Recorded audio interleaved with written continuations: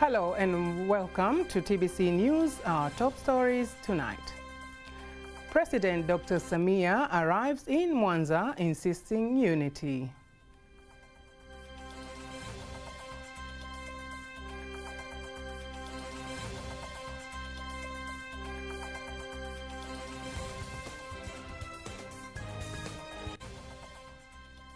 PM tasks local governments on sound pollution.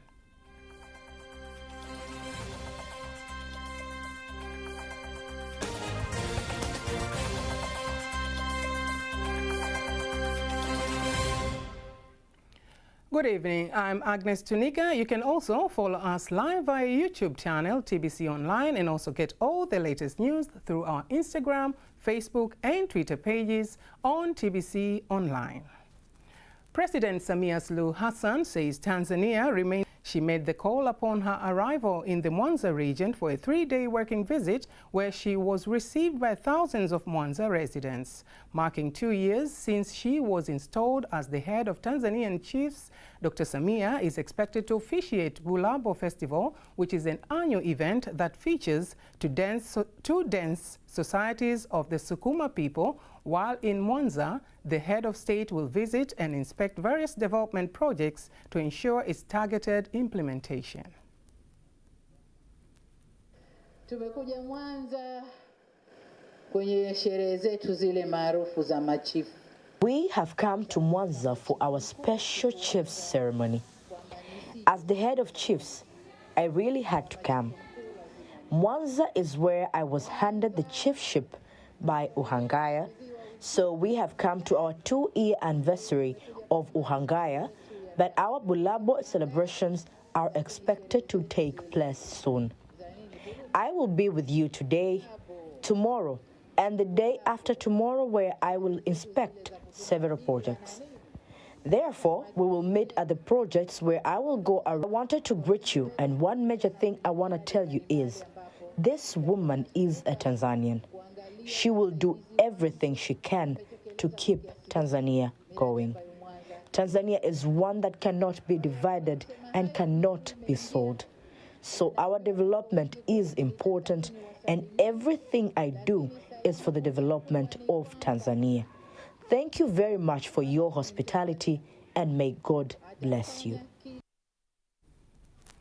Prime Minister Kassim Majaliwa has instructed all to avoid interference with the residential areas.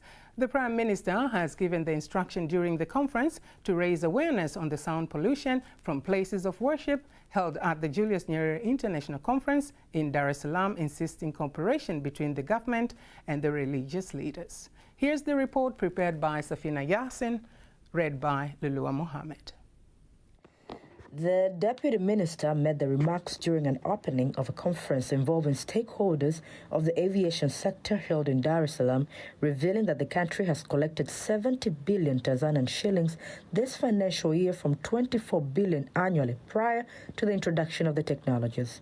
This airport will serve as the hub connecting various destinations in and outside the country. That calls for the regulatory TCAA who are here present. It's at Julius Nyerere International Conference in Dar es Salaam. It's a joyous moment. Various religions and denominations are here to show unity and solidarity, and they are here to wait for the official guest of honor, who is the Prime Minister Kassim Majaliwa. The General Secretary of Reconciliation and Peace Committee elaborates the main aim of the conference. Wajengea viongozi wa dini uelewa kuhusu athari zitokanazo na sauti. The aim is capacity building for religious leaders to understand the effects of excessive voices in houses of worship, where there have been many complaints from citizens, as will be explained by NEMC, and the main goal is to reach mutual understanding. The sound levels allowed in houses of worship in residential areas are 60 decibels during the day and 40 decibels at night. The minister responsible for the environment elaborates further what is expected according to the law. We are ready to receive everything that will appear here at the end of the day. Immediately after this debate opens, there will be various seminars. The main goal is to provide various knowledge on how to do for our country. But also, the services should go well and the environment should be taken care of. And finally, it was time for the official guest of honor, Prime Minister Kassim Majaliwa, to give his directives through his official speech. Idara mipango miji, halmashauri za wilaya zote nchini. Departments of urban planning, municipalities in all districts in the country, remember to set aside areas for worship activities in your plans instead of letting people build mosques and churches in people's homes and telling them to demolish after they have started construction. Those areas should be properly classified, and if we consider this, it will greatly reduce complaints from our community. He furthermore directs the religious leaders to continue to make Tanzania a safe place. Muendelee kuwa vielelezo na mabalozi wazuri ya kufikisha haya ambayo tutajadili leo kwa jamii yetu. Continue to be good examples and ambassadors to convey what we are discussing today to our community so that together we can reduce the impact of noise pollution.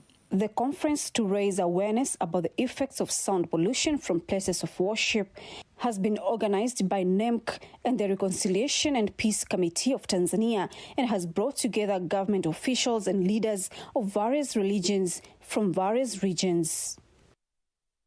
We apologize for the confusion in the beginning of the intended story. Deputy Minister of Works and Transport Atupele Mwakibete says the technological improvements in the aviation sector has led to an increase in the revenue generated by the planes that use Tanzania's airspace. Here's the report prepared by Evelyn Francis, read by Apasia Ringo. The Deputy Minister made the remarks during an opening of a conference involving stakeholders of the aviation sector held in Dar es Salaam, revealing that the country has collected 70 billion Tanzanian shillings this financial year from 24 billion annually prior to the introduction of the technologies. This airport will serve as the hub connecting various destinations in and outside the country. That calls for the regulatory TCAA, who are here present, airport operators and the TAA and the Tanzania, so that once the Msalato Airport is operational, the services are fully fledged and are provided effectively and efficiently without any excuse. Speaking at the conference, Acting Director of the Tanzania Civil Aviation Authority, TCAA, Daniel Malanga, asserts that the use of new technology has revolutionized the aviation sector, while some of the stakeholders explain how the meeting will benefit the nation. Embodied our strategic plan to execute its mandates as stipulated in the establishment. It is also meant to guide and inform TCAA stakeholders so as to contribute in the process of reviving and continued improvement of air transport in the country and transforming Tanzania economy into semi-industrialized country by 2025.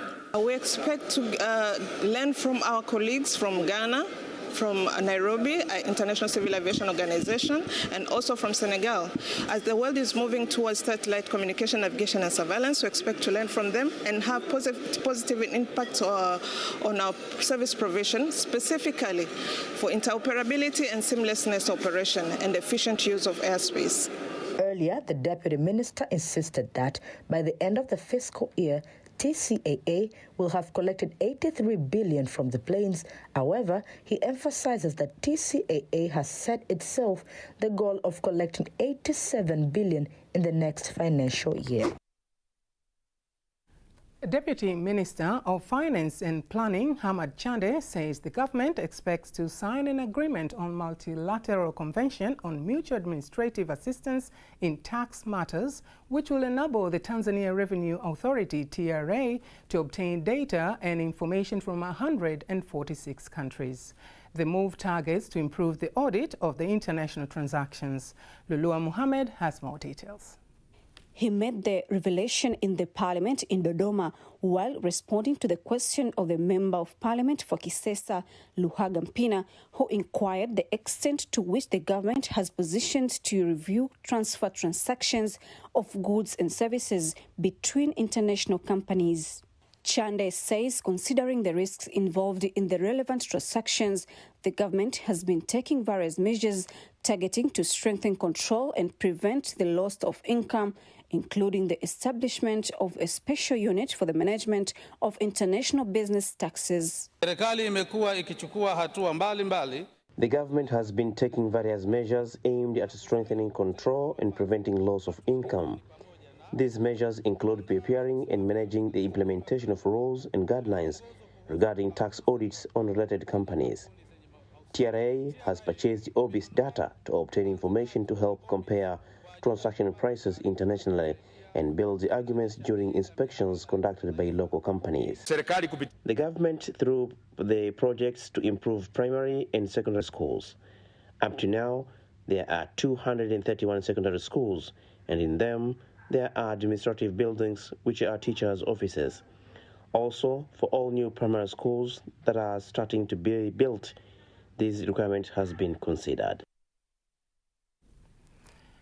A diverse group of 109 youths and women innovators has begun a 2-week boot camp training under the Imbejo program implemented by the Commission for Science and Technology, COSTECH, the ICT Commission, and funded by CRDB.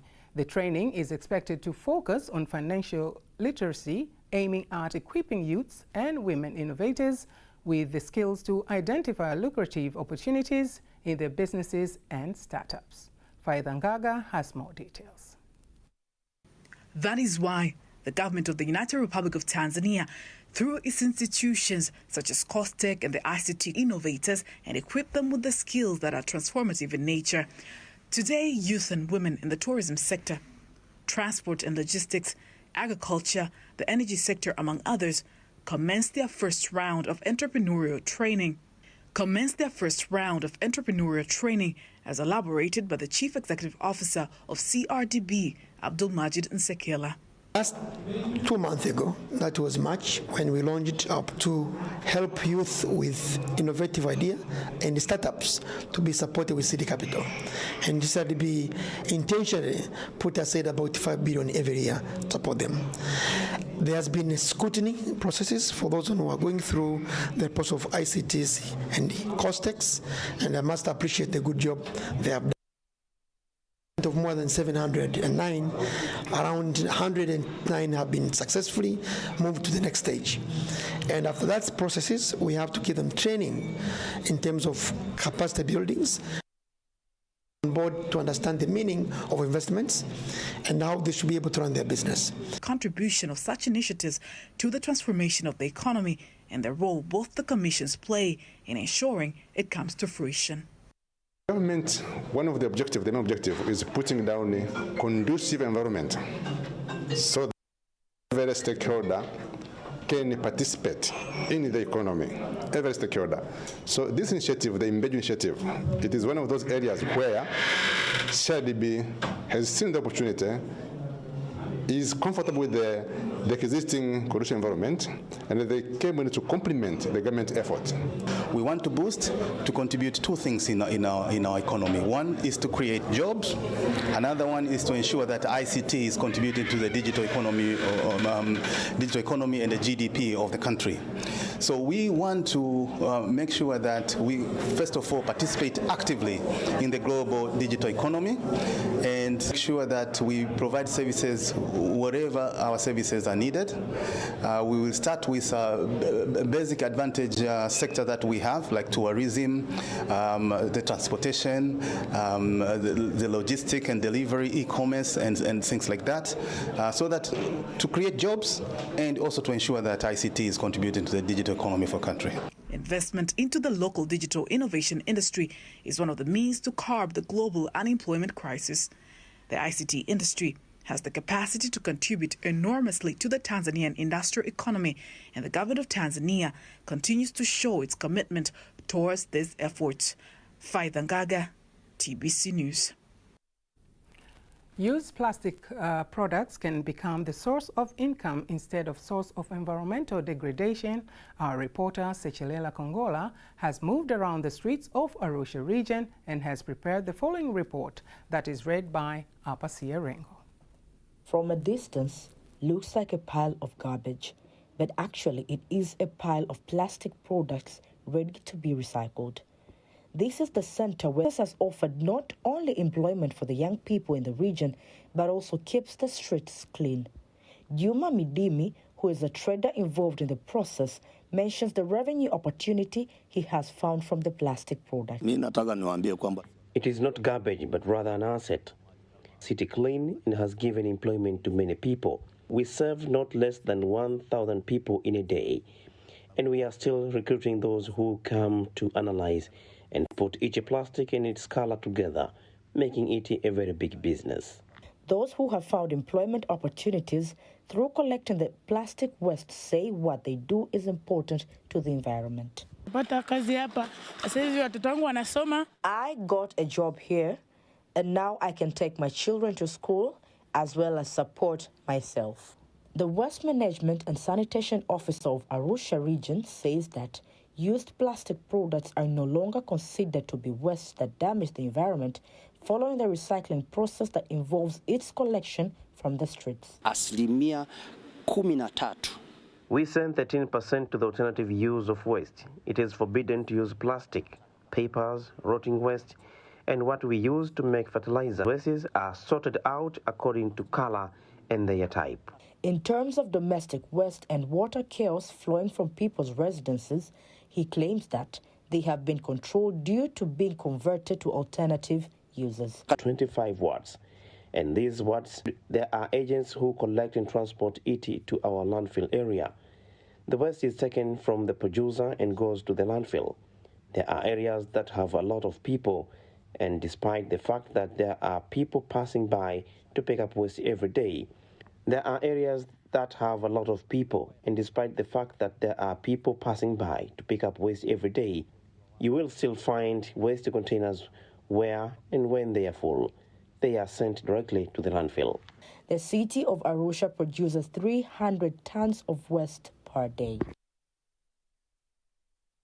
For the first time, Air France starts direct flights from the international airport of Charles de Gaulle CDG, located in Paris, in France, Tanzanian aviation sector, due to the potential that the Dar es Salaam city holds. Faithangaga reports. This is the day of the launch of the first direct flight from Paris to Dar es Salaam.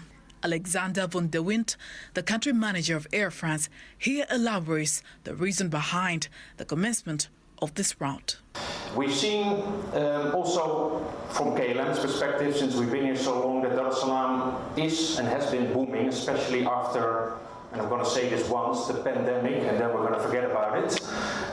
We've seen it booming. The business market is booming, both incoming, outgoing. We've seen a lot of big local projects. Furthermore, Jean-Marc Pouchol, the vice president of Air France KLM, describes this occasion as a triumph to the aviation sector. And this flight will bring a world of opportunities for the business communities of our two countries. The Deputy Permanent Secretary, Minister of Foreign Affairs and East African Cooperation, Ambassador Fatma Mohammed, reaffirms the government's commitment to work with aviation players and stakeholders due to its ability to facilitate international trade and tourism, which bring about development. Aviation is one of the most global industries, connecting people, cultures, and businesses across continents.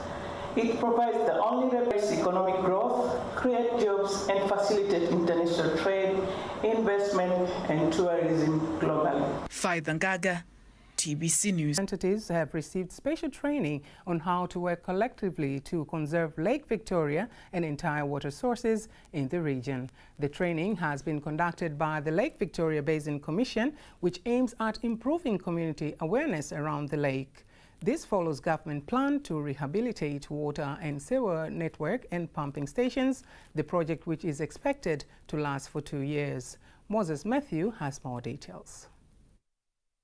Media personnel and government representatives from different institutions and ministries gathered in Mwanza region to get empowerment on how sustainably brand awareness to the community on best way to curb the large pollution in the lake and the water sources in Mwanza city and the Ilemela municipality. Joanna Martin is a communication consultant. She says journalists meet to discuss the new investment in Mwanza household and more than 7,000 people in the project interventions areas. To bring together media and government representatives to discuss a new high priority investment from Mwanza. So the investment will involve a sewer upgrade connection. The LOVBC Deputy Secretary Coletta Ruhamia appreciates the contribution by media coverage, hoping to foster forward the implementation of the Lake Victoria Basin Commission in the region. So I'm so happy to hear that you are all here in this room with the aim to work together and to take the message to the entire country, but also beyond Tanzania. Sindio, tunakubaliana? Yeah, I know, we read your papers, we listen to your news, we watch your TVs, even from our respective participant. He noted that water is very vital and called for the community to be more aggressive in monitoring the recurring acts that disrupts water sustainability in the lake and the river water. Fundamental matter because, as it said, water is life. Therefore, the existing water must be used properly so that it can benefit us all. The director of Lake Victoria Water Board in the country, Renato Shino, says the move taken by Tanzania to engage media in the implementation of the projects by LVBC, predominantly water resources management, is a great deal by far. For Tanzania, we see that we are moving very fast in engaging the journalists in all the water resources management and all aspects to make sure that we are bringing together the development, bringing together the community. Moses Matthew, TBC News, Mwanza.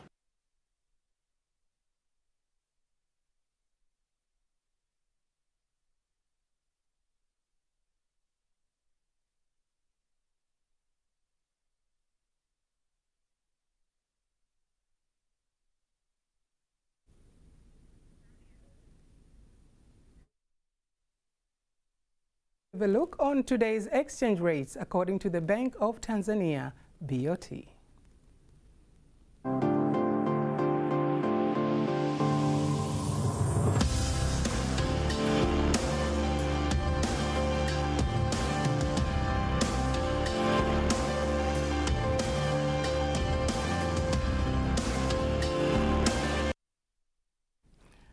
Don't miss TBC News every weekday to know all the latest in exchange rates. Time now for all the latest in international news.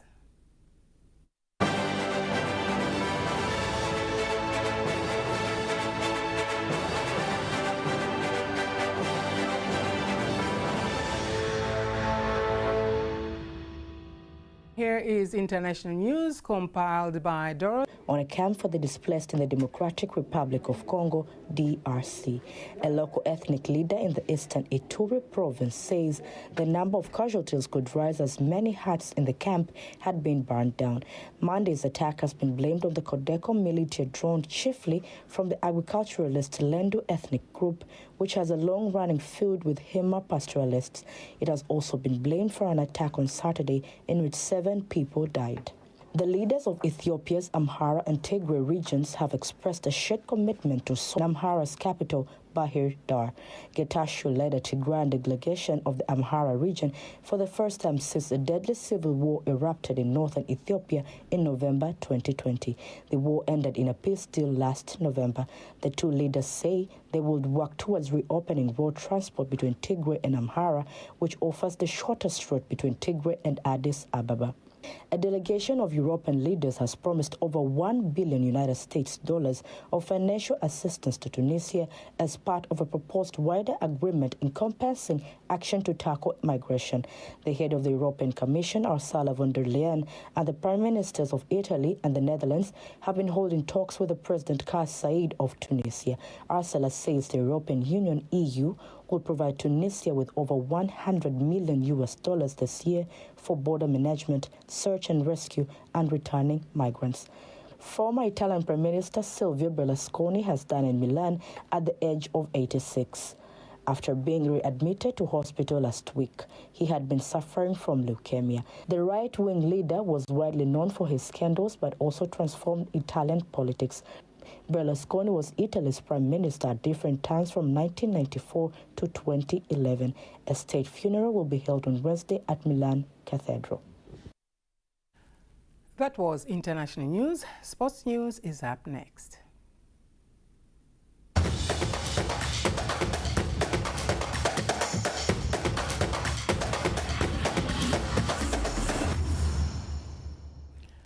And in sports news, the Dar es Salaam Young Africans has retained stadium in Tanga. Speaking after the match, Young Africans players Abubakar Salum Showboy and Mdadhiri Yahya say the match was tough for both sides. However, they used their experience to win the match.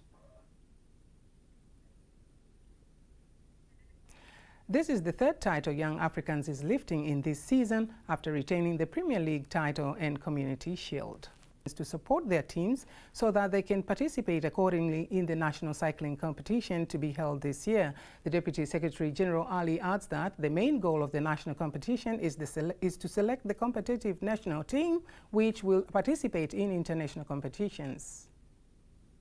The Regional Leaders Cycling Association have a great responsibility to ensure all regional riders are well prepared so as to make sure they reach their objective and eventually to be in the national team. But also we ask the regional leaders to communicate with the regional sports officer to ensure all teams have arrived in the competition center. The national bicycle competition is expected to start next month with more than 100 participants expected to participate in the competition. With that item, we wind up. And now, I beg your pardon, that was sports news. And now, before we wind up, let us take a look at the weather forecast. This is 24 hours weather forecast from Tanzania Meteorological Authority. Scarcity of rain for signal are over the most part of our country, and the lowest minimum temperature expected to be 9 degrees Celsius over Mbeya regions.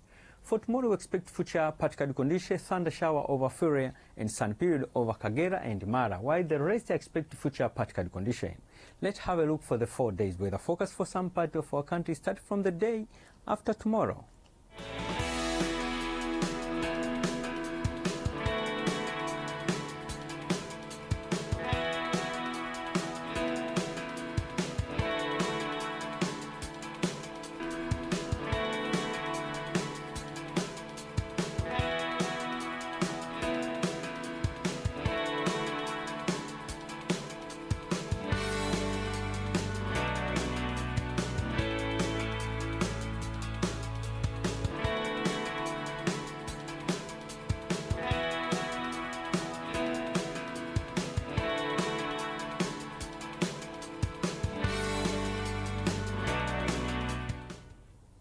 Thank you for watching us and have a good night.